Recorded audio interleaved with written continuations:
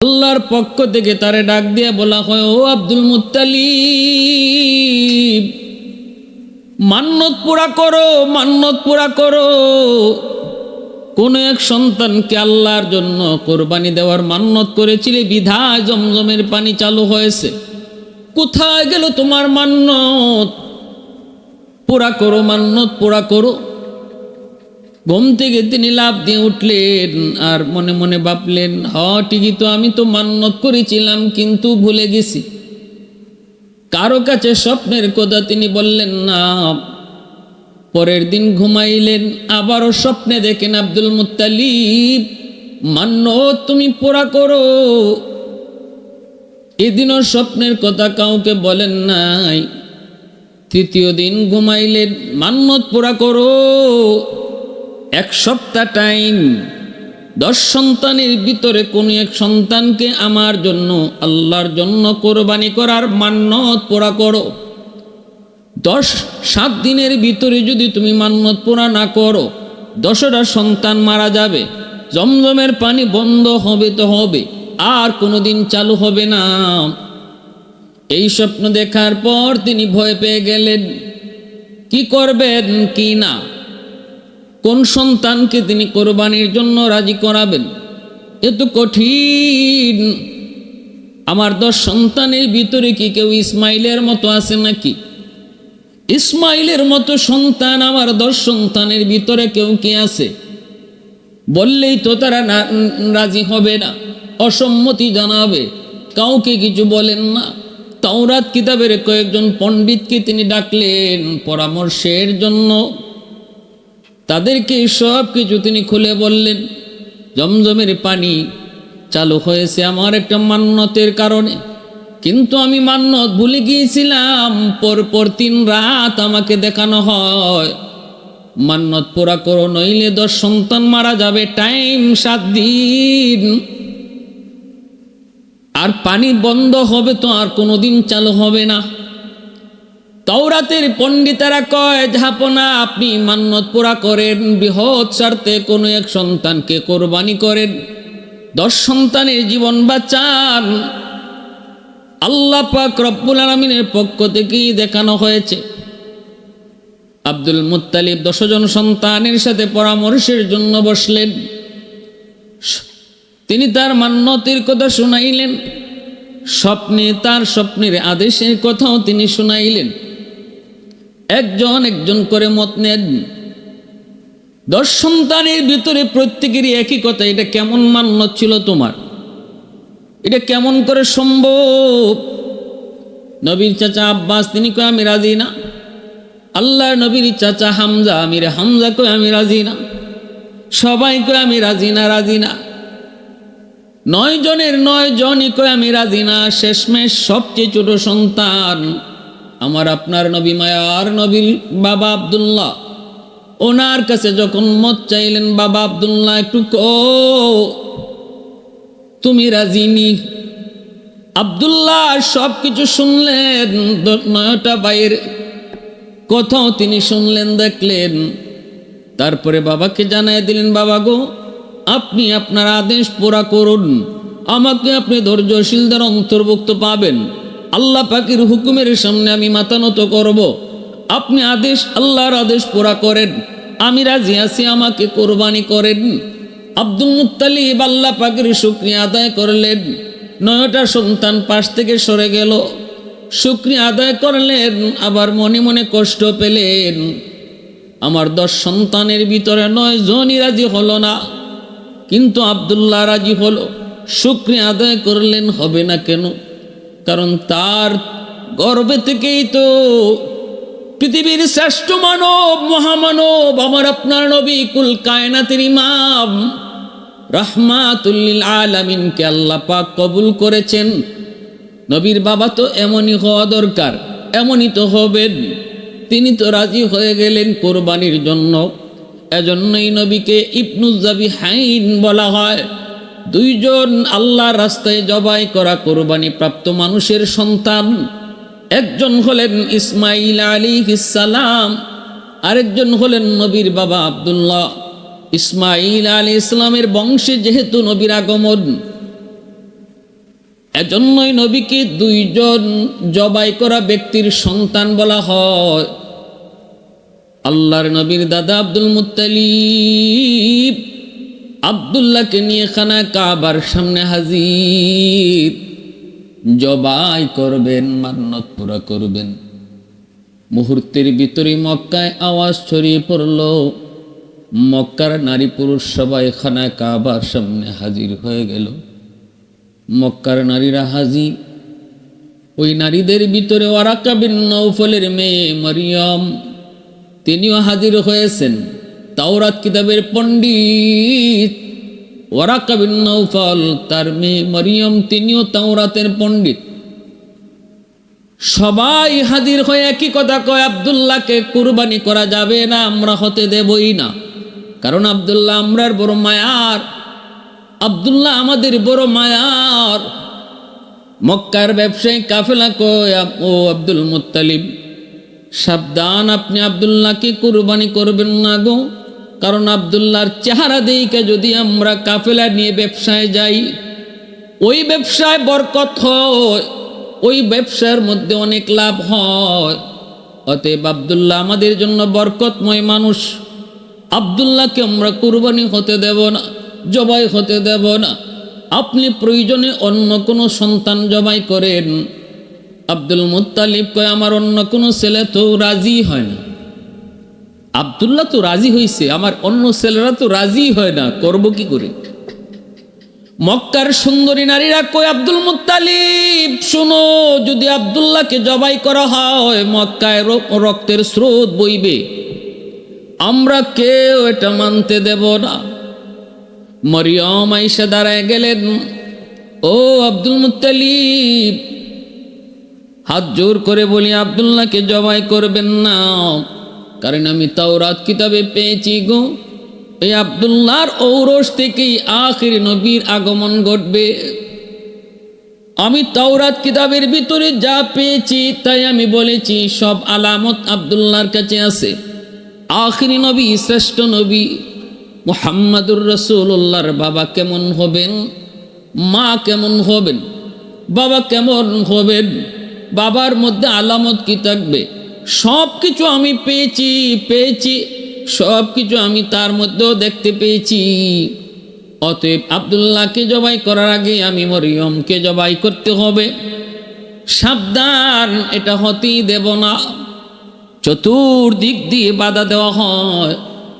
নবীজির বাবা আব্দুল্লাহ, দাদা আব্দুল মুত্তালিব, নবীজির দাদা আব্দুল মুত্তালিব বড় পেরেশান। কি করবেন ভেবে পাচ্ছেন না, ভেবে পাওয়ার কোথাও না, কিং কর্তব্য বিমূঢ় হয়ে পড়লেন। এইবার তিনি চিন্তা করেন সিদ্ধান্ত কি নিবেন। তাওরাতের ওই পণ্ডিতদেরকে আবার ডাকলেন পরামর্শের জন্য। আপনারা এবার পরামর্শ দেন, আগেও তো আপনাদের পরামর্শ নিয়েছি, এখন আমি কি করব ভেবেই তো পাচ্ছি না। আব্দুল্লাহ তো রাজি আছে, আল্লাহর জন্য কুরবানি হতে আমার সন্তান রাজি। আমার 10টা সন্তানের ভিতরে সবচেয়ে বড় মায়ার আব্দুল্লাহ। আমি আল্লাহর জন্য আমার মায়া কুরবানি দিতে পারি, আমার আব্দুল্লাহ রাজি আছে, কিন্তু কেউ তো মানে না। মক্কার নারী পুরুষ কেউ তো সেটা মেনে নিতে রাজি নয়। এখন আমি কি করব ভেবে পাচ্ছি না, আপনারা পরামর্শ দেন। তাওরাতের পণ্ডিতরা কয়ে কাজ করেন, আপনি লটারি দেন, লটারি।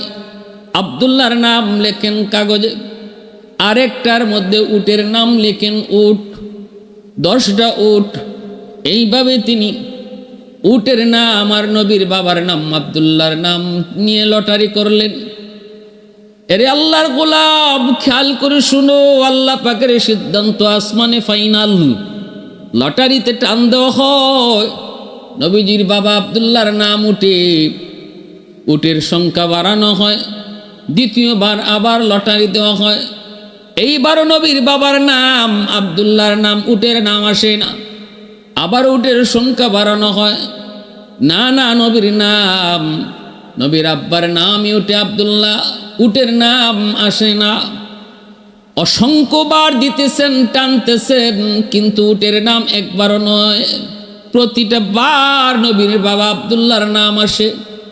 99 বার যখন টানা হলো, নবীর আব্বার নামটাই যখন লটারিতে উঠলো, তখন নবীর দাদা আব্দুল মুত্তালিব তিনি ফাইনাল সিদ্ধান্ত নিয়ে নিলেন, তোমরা যে যাই করো, যত বাধাই দেও, আমি কোনো বাধাই মানব না, কারণ আমার আল্লাহর সিদ্ধান্ত, আমার আব্দুল্লাহ কি আল্লাহ চায়, আমি আব্দুল্লাহ কি জবাই করব, আব্দুল্লাহ কি জবাই করব।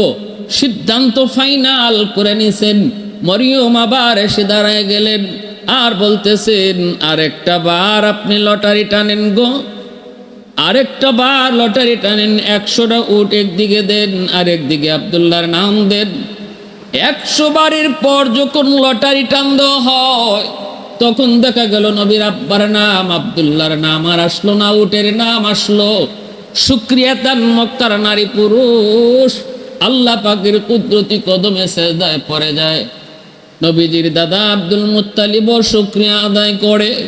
নবীজির আব্বার নাম আসে নাই, উটের নাম আসলো। 100টা উট তিনি আল্লাহর রাস্তায় সাথে সাথে কোরবানি দিলেন। মক্কার চতুর্দিকে এই আওয়াজ রটে পড়ল, নবীজির দাদা আব্দুল মুত্তালিবের বড় মায়ার বড় আদরের ছোট সন্তান আব্দুল্লাহ নবীর আব্বা। দিন দাস পূর্ণ যুবক যৌবনে যখন পরিণত হন, চতুর্দিক থেকে বিয়ের প্রস্তাব, কিন্তু নবীর আব্বা আব্দুল্লাহর বাবা নবীর দাদা আব্দুল মুত্তালিব কারো প্রস্তাবে তিনি রাজি হন না, কারণ তিনি তার বন্ধু, মদিনার বন্ধু ওয়াহাব জুহরি, ওনার সাথে আল্লাহর ওনার মেয়ের সাথে নবীর দাদা আব্দুল মুত্তালিব তার সন্তান, এই সন্তানের বিয়েকে তিনি বিয়ে নিয়ে আলোচনা করে রাখছেন। আগের থেকেই বলে রাখছেন, দোস্ত তোমার একটা মেয়েকে আমার কাছে দিও, তোমার একটা মেয়েকে আমার কাছে দিও। এইভাবে দোস্তের সঙ্গে আলাপ। চতুর্দিক থেকে যখন বিয়ের প্রস্তাব আসতে শুরু হলো, রে যুবক, নবীজির দাদা আব্দুল মুত্তালিব একদিন নবীর বাবা আব্দুল্লাহকে নিয়ে তিনি রওনা দিলেন মদিনায়, দোস্তের বাড়িতে যাবেন। পথিমধ্যেই রাস্তা আটকায় দিল মরিয়ম রাস্তা আটকে বলতেছে, আব্দুল্লাহ তুমি কই যাও? আব্বার সাথে মদিনায় যাই। ও আব্দুল্লাহ, আমি আমার বাবার একমাত্র মেয়ে, আমার কোনো ভাই নাই, বোন নাই, কি চাও তুমি বলো? সম্পদের কোনো অভাব নাই, কোনো ধরনের কোনো কিছুর অভাব নাই রে আব্দুল্লাহ, শুধু তুমি আমাকে বিয়ে করো,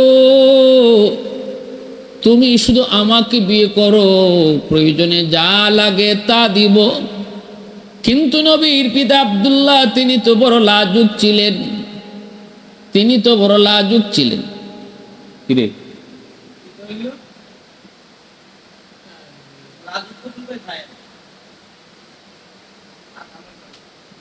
আইপিএস আছে না? আল্লাহর নবীর বাবা আব্দুল্লাহ তিনি বড় লাজুক। এজন্য মরিয়মের এই কথায় তিনি লজ্জা পেলেন। সরাসরি বিয়ের প্রস্তাব তিনি বলতেছেন, আমার আব্বার সাথে আমি যাইতেছি, আমার গার্ডিয়ান আমার আব্বা, আমি কোনো কথা বলতে পারবো না। বিয়ে শাদীর বিষয় এটা আমার কোনো বিষয় নয়, গার্ডিয়ান রয়েছে আমার বাবা। এটাই হলো একজন ভদ্র সন্তানের কথা। বিয়ে শাদী নিজের ইচ্ছায় নয়, কারণ পৃথিবীর কোনো মা কোনো বাবা কোনোদিন সন্তানের অমঙ্গল চায় না। সন্তানের জন্য বাপ মা সর্বদা ভালোটাই চায়, মঙ্গল চায়। বিষয়টা অনেক সময় অনেক সন্তান বুঝে না, মনে করে বাপ মায় মানতেছে না। কিন্তু মা বাবা সন্তানের ভালো চায় বিদায় কখনো মানে না, কোনোটা মানে না। পৃথিবীতে ওই সন্তানগুলা তারা সফল, তারাই কামিয়াব হয়, দুনিয়া আখেরাতে সুখী হয়, যারা মা বাবার সিদ্ধান্তকেই মেনে নেয়। বর্তমান যুগেও এই জিনিসটা যুবক ভাইদেরকে বলি, খেয়াল রাখতে হবে। আমার পছন্দও যদি থাকে সেটাও বাবার সাথে মার সাথে শেয়ার করা, তাদেরকে না জানায়া তাদেরকে না বইলা নিজের পছন্দটাকেই বড় মনে কইরা যারা যা কিছু করে সব কিছু তার জন্য দিন শেষে তার জন্য ক্ষতির কারণ হয়, কান্নার কারণ হয়। সাবধান, ভালো করে ইয়াদ রাখবেন, মা বাবা পৃথিবীতে আপন, সবচেয়ে আপন হলো মা, সবচেয়ে আপন হলো বাবা। বাপমাই সন্তানের সবচেয়ে বড় আপন, এর চেয়ে আপন আর কেউ নেই পৃথিবীতে। এজন্য মা বাবার সিদ্ধান্তকে সবসময় আমরা মাথা পেতে নিব। পছন্দ থাকতে পারে, তারপরেও সেটা নিজের সিদ্ধান্তে নয়। কিছু কিছু ছেলেরা, কিছু কিছু মেয়েরা বাপ মা মানবে না বিদায় তারা গোপনে বিয়ে করে বাড়ি থেকে পালায়া যায়। নাউজুবিল্লাহ, এটা কত বড় অপবাদ এবং কত ধরনের খারাপি। যে মেয়েটা মা বাবাকে না বলে কোনো একটা ছেলের সঙ্গে পালিয়ে গেল, সে সারা জীবনের জন্য কলঙ্কিত হলো। যদিও সে তার স্বামীকে নিয়ে সুন্দর থাকে, যদিও থাকে, আমি আমার দৃষ্টিতে দেখেছি সে সংসার সুখী হয় না। দুদিন পরে আর ভালোবাসা থাকে না, তখন তাদের মধ্যে একটু বিভেদ আসেই। স্বামী স্ত্রী 60-70 বছরের জীবনে, চলন্ত জীবনে কখনো না কখনো একটু বিভেদ আসবেই, বিবাদ আসবেই। তখন কিন্তু ওই জিনিসটা, ওই বিষয়টা চলে আসে। সে মা বাবারের না জানাইয়া রাতের অন্ধকারে চলে এসেছে, তখন ওই জিনিসটা নিয়ে তার পরিবারের লোকজন তারে খোঁটা দেয়, আর এটা সে মেনে নিতে পারে না। সংসারে অশান্তি তৈরি হয়। আর যদি অশান্তি তৈরি নাও হয়, যদি কোনো ছেলে একদম মনে প্রাণে গ্রহণ করে আজীবন কাটায়ও, তবুও তাদের যে সন্তানরা জন্ম নেবে, এই সন্তানরা সারা জীবনের জন্য কলঙ্কিত থাকবে। এলাকার মানুষজন বলবে, তুমি তো আর কার ছেলে আমরা জানি, তোমার মা কি করছে জানি, তোমার মা তো রাতের আধারে পালাইয়া বিয়া করছে, ওই ঘরের সন্তান তো তুমি। এই কথাটা সারা জীবন মাথায় নিয়ে তার চলতে হয়। সাবধান, নিজের আবেগটারই বড় মনে করবেন না যুবক। মনে রাখবেন, আমাদের পরবর্তী জেনারেশন, বিয়ে শাদীর উদ্দেশ্য শুধু একটু আমোদ আর প্রমোদ নয়, বিয়ে শাদীর মূল উদ্দেশ্য হলো নেক আওলাদ, পরবর্তী জেনারেশন। তারা যেন সমাজে মান সম্মান ইজ্জত নিয়ে মাথা উঁচু করে টিকতে পারে, এই চিন্তাটা মাথায় রাখবেন। এই চিন্তাটা মাথায় রেখে বিয়ে শাদীর সিদ্ধান্ত নেবেন। এজন্য এটা আমার অনুরোধ। আল্লাহ নবীর আব্বা, আল্লাহ নবীর বাবা আব্দুল্লাহ কত সুন্দর জবাব দিয়েছেন। সে কিন্তু মক্কার কম সুন্দরী মেয়ে ছিল না, সে কিন্তু সম্ভ্রান্ত বংশের একজন মেয়ে, ওয়ারাকা বিন নওফলের মেয়ে।